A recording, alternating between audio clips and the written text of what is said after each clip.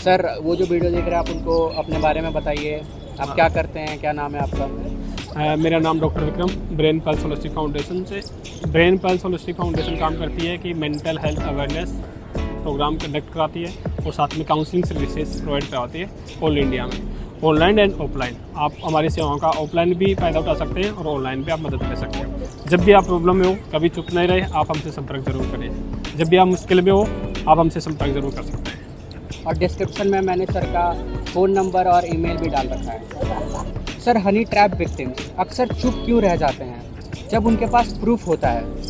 Honey trap victim हमेशा ये देखा गया है कि इंडिया में लोग बहुत ज़्यादा चुप रहते हैं। चुप होने की वजह है कि सामाजिक दबाव।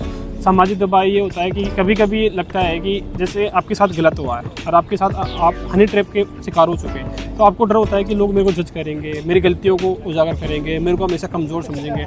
ये डर ही उसको प्रूफ होने के बाद भी दबाता है। ये ऐसी घटना है कि ऐसा नहीं है कि 100 लोग हनी ट्रैप के शिकार हैं तो 10 या 5% लोग ही इसको उजागर कर पाते हैं। 90% लोग तो या तो सुसाइड कर लेते हैं या अपने आप को दब के ख़त्म हो जाते हैं ऑटोमेटिक। तो मेरे ख्याल से सामाजिक दबाव सबसे बड़ा है कि हनी ट्रैप का विक्टिम सामाजिक दबाव की वजह से सामने नहीं आता और अवेयरनेस की कमी की, समाज में अवेयरनेस की कमी है, इस वजह से वो सामने नहीं आ पाता। और वैसे भी होता है सर, लोग दूसरों को देख के खुद को जज करते हैं तो खुद को डीमोटिवेटेड फील करते हैं। हाँ, तो ये सामाजिक दबाव का हिस्सा है एक तरीके से। सर, थेरेपी लेने में शर्म क्यों आती है जब बॉडी के लिए डॉक्टर नॉर्मल है? थेरेपी लेने के लिए लोगों को शर्म इसलिए आती है क्योंकि आपने बॉडी के लिए आपको बुखार है, पेन है, तो आप डॉक्टर के पास जाओगे कि मेरे को बुखार है, सर दर्द कर रहा है, मेरे को पेन हो रहा है, तो आप बताओगे। पर मेंटल में आप में लोगों में ना अवेयरनेस की कमी है। आपको लगता है कि बॉडी बीमार है, तो ऐसे ही हमारे मन भी बीमार हो सकता है। मेरे ख्याल से लोगों में अवेयरनेस की कमी की वजह से ही लोग मन और बॉडी के कनेक्शन को नहीं समझ पाते हैं। लेकिन देखा यह भी गया है कि अगर बॉडी बीमार है तो मन भी बीमार हो सकता है। अगर मन बीमार है तो 100% श्योर है कि आपकी बॉडी बीमार होकर रहेगी। तो अवेयरनेस की कमी की वजह से लोग मन के डॉक्टर के पास नहीं जाते, और जबकि ये चुप नहीं रहना चाहिए, आपको समय रहते हुए हेल्प लेनी चाहिए। और सर, अगर किसी को मेंटली स्ट्रांग होना है तो वो कैसे कैसे स्ट्रांग रह सकता है? मेंटली स्ट्रॉन्ग रहने के लिए मेरे ख्याल से आपको रेगुलर फिजिकल एक्टिविटी करनी चाहिए और कुछ अपने आसपास के 10 से 5 दोस्त होने चाहिए, बिल्कुल जिगरी, जिनके साथ आप अक्सर मिल सके, बातचीत कर सके, अपनी प्रॉब्लम को उनको प्रॉब्लम्स का जिक्र कर सकें। साथ में आप कुछ बुक्स भी पढ़ सकते हो, जैसे कि इकिगाई और द सीक्रेट ह्यूमन माइंड, जिससे कि आपको सोचने का तरीका पता चलेगा कि मुझे कौन सी चीज़ सही तरीके से सोचनी चाहिए। और तीसरी चीज़ है कि आपको ये ज़िंदगी में ये स्वीकार करना होगा कि आज मेरे पास है, कल ये मेरे पास नहीं हो सकता, तो आपको ये स्वीकार करना होगा। तो दूसरी चीज़ है कि आप चीज़ों को कृतज्ञता भी रहिए। आपने कुछ अचीव किया, आप कृतज्ञ रहिए। अगर आपकी सोसाइटी ने आपको कुछ दिया है तो आप सोसाइटी को कुछ डोनेट भी करें, जिससे कि आपको रियल हैप्पी, आनंद की अनुभूति हो।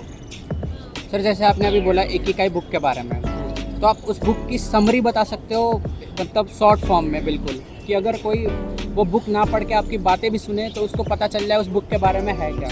इकिगाई का मतलब होता है कि आप अपना जीवन किस तरीके से जीते हो, आपकी डेली लाइफ रूटीन क्या है, कि आप अपने आप को फिजिकल हेल्थ के लिए आप कौन कौन सी एक्सरसाइज करते हो, काम के हिस्से में आप एक्सरसाइज को इंक्लूड करते हैं। जैसे कि जापान का एक शहर है ओकिनावा, उसी के रिसर्च के आधार पर इकिगाई बुक बनी है। उस बुक में ये बताया गया है कि आप ऑफिस जा रहे हो, ऑफिस में आप एक्सीलेटर की जगह और लिफ्ट की जगह आप यूज कर सकते हो सीढ़ियों का, जिससे कि आप फिजिकल स्ट्रेंथ बढ़ेगी। साथ में अपना ऑफिस से थोड़ा दूर गाड़ी रखिए, उसकी वजह से आप पैदल थोड़ा चल के जाइए, और घर में गार्डन का काम करिए, लोगों से, आसपास के लोगों से मिलिए, अपनी प्रॉब्लम्स, अपने कभी कभी लोगों का ग्रुप्स भी आप बनाइए, जिससे कि आप सामूहिक ग्रुप बनाओगे, आप उनसे अपनी बातें रख सकते हो, अपनी प्रॉब्लम को रख सकते हो, अपने डेली यूज में जो भी आपकी प्रॉब्लम्स आ रही है उनको आप जिक्र कर सकते हो। लोगों से मिलिए, लोगों से बातें शेयर करिए, लोगों से मिलिए, फिजिकल एक्टिविटी पे ध्यान दीजिए, आप गार्डन का काम करिए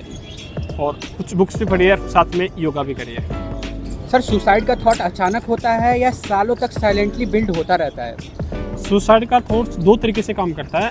पहला तरीका तो यह है कि अगर आप साइलेंटली कई समय से आप स्ट्रेस और थिंकिंग का शिकार हो, तो और कई बीमारियों से आप ग्रसित हो, और फैमिली प्रॉब्लम भी है, एकेडमिक प्रॉब्लम भी है, तो मान के चलो कि सुसाइड का सोर्स लंबे समय के बाद आता है।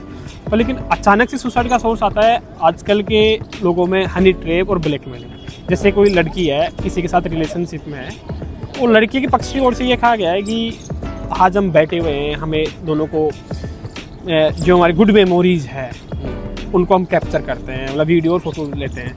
अब आज तो आपने वीडियो और फोटोज ले ली, पर कल आपके रिलेशन में कोई भी उतार चढ़ाव आता है तो उन ऐसी कंडीशंस में उनको ब्लैकमेलिंग की धमकियाँ जब मिलती है, तो ऐसी कंडीशन में लंबे समय का इंतजार नहीं होता, उस समय में कम समय में ही आप अपने आप को सुसाइड के विचार आते हैं, अपने आप को ख़त्म करने के विचार बार बार आते हैं कि और सबसे इम्पोर्टेंट चीज़ है सुसाइड का विचार भी सामाजिक दबाव की वजह से आता है। सर लोग गलत डिसीजन क्यों लेते रहते हैं? लाइक एक बार डिसीजन ले लिया तो गलती कर दी, फिर सेम गलतियाँ रिपीट क्यों होती रहती है? एक तो है कि आपके पास कुछ अनुभव की कमी है। जो डिसीजन आप ले रहे हो, कभी भी आप डिसीजन लेते हो कि आपने प्रॉपर डिसीजन से पहले आपने कितना समय दिया, वो डिसीजन लेने के बाद जो अभी आपका टारगेट है उसमें क्या क्या प्रॉब्लम्स आ सकती है, आपने उसके प्रति आपने क्या प्लान बनाया। और दूसरी चीज़ सबसे इम्पोर्टेंट चीज़ होती है कि आप बार बार डिसीजन गलत इसलिए लेते हैं कि आज की आधुनिक दुनिया में क्या होता है कि आपको लगता है कि आज मैं ये हासिल कर लूँ, दूसरे दिन दूसरों के मैं ये हासिल कर लूँ, चौथे दिन आप सोच रहे हो कि मैं ये हासिल कर लूँ। जब आप कम समय में बहुत कुछ ज़्यादा हासिल करना चाहते हो और वो मिल नहीं पाता, तो आप हर दिन कुछ ना कुछ नई नई गलतियाँ कर पाते हो। और तीसरी चीज़ होती है कि आप धैर्य नहीं रख पाते। अगर जब तक आप धैर्य नहीं रखोगे तब तक गलतियाँ कर बैठोगे। तो जो जितना बड़ा आपका टारगेट है उसके प्रति आपका कितना धैर्य बना हुआ है, तो ये ज़्यादा ज़रूरी है। लोगों में धैर्य की कमी की वजह से लगातार गलत डिसीजन लिए जाते हैं। सर मैनिफेस्टेशन का तरीका बहुत सारे लोगों ने कई तरीके बताए हैं, तो उसका सही तरीका एक्चुअल में है क्या?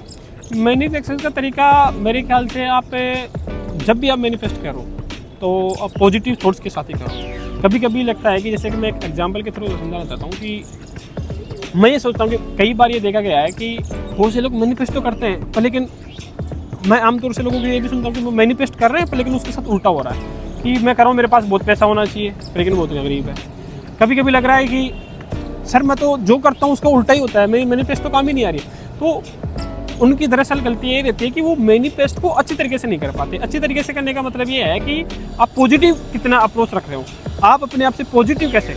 जैसे कि मैं सिंपल भाषा में कहूँ कि मुझे गरीब नहीं होना, मुझे गरीब नहीं रहना, तो ये एक पॉजिटिव तो है कि मुझे गरीब नहीं रहना, तो लेकिन आपका यूनिवर्स ये नहीं देखता कि मुझे गरीब, वो गरीब आशा को सेंस कर रहा है। आपको ये बोला कि मेरे पास बहुत सारे ढेरे पैसे आ रहे हैं, तो आप ये पॉजिटिव हो गया।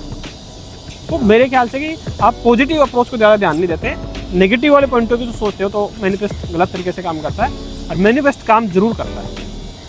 मतलब पॉजिटिव थिंकिंग रखनी चाहिए सबको, नेगेटिव सिचुएशन में भी हमें पॉजिटिव रखना है। Right sir. अगर कोई मेंटल हेल्थ की थेरेपी अफोर्ड नहीं कर सकता है तो वो क्या करे? मेरे ख्याल से आपकी ये अच्छी बात है कि आप मेंटल हेल्थ के बारीकी समझ रहे हो, और आप हमारा फाउंडेशन है ब्रेन पल्स होलिस्टिक फाउंडेशन, उनकी आप ऑफिशियल वेबसाइट पे जाके अपना नामांकन दर्ज करवा सकते हैं। वहाँ हम सस्ते से सस्ते और कभी कभी आपको फ्री ऑफ कॉस्ट में भी आपको थेरेपी होगा, आप फ्री ऑफ कॉस्ट थेरेपी का यूज़ कर सकते हैं। Okay sir, thank you so much sir, बहुत ही अच्छा लगा आपसे बात करके, आपका आंसर बहुत ही अच्छा था। Thank you sir.